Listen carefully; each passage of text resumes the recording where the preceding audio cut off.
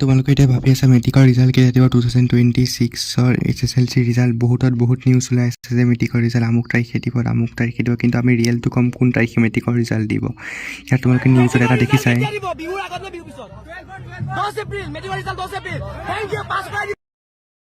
এতিয়া প্ৰেডিক্ট কৰোঁ আহা কেতিয়া দিব মেট্ৰিকৰ ৰিজাল্ট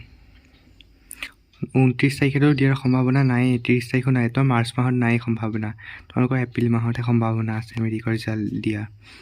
মাৰ্চ মাহত 0% সম্ভাৱনা মেট্ৰিকৰ ৰিজাল্ট মাৰ্চ মাহত নিদিয়ে তোমালোকে এইটো খাটাং ডিচিশ্যন লৈ লোৱা কিন্তু 1 এপ্ৰিলত দিয়াৰ সম্ভাৱনা আছে আৰু 2 এপ্ৰিলত কিন্তু যিহেতু মামাই কৈ দিছে 10 এপ্ৰিলত দিব সেইকাৰণে মামাৰ কোৱা কথাটো ইলেকশ্যনৰ আগততো কৰিবই সেইকাৰণে তোমালোকে 100% মানি লোৱা 10 এপ্ৰিলতে ৰিজাল্ট দিব আৰু ইলেকশ্যনৰ প্ৰচাৰ চলাবলৈ লাগিব তাৰ আগৰ দিন সেইকাৰণে 9 এপ্ৰিলৰ আগত নিদিয়ে 10 এপ্ৰিলতে দিব মেট্ৰিকৰ ৰিজাল্ট সেইটো খাটাং তাতে ইলেকশ্যনৰ আগত কথা কৈছে ন সেইকাৰণে তোমালোকৰ 10 এপ্ৰিলতে দিব সেইকাৰণে তোমালোকে খাটাং হৈ যোৱা যে 10 এপ্ৰিলতে মেট্ৰিকৰ ৰিজাল্ট দিব এনেধৰণৰ ভিডিঅ' পাবলৈ আমাৰ চেনেলটো ছাবস্ক্ৰাইব কৰি লোৱা আৰু হোৱাটছএপ চেনেলটো ফ'ল' কৰি লোৱা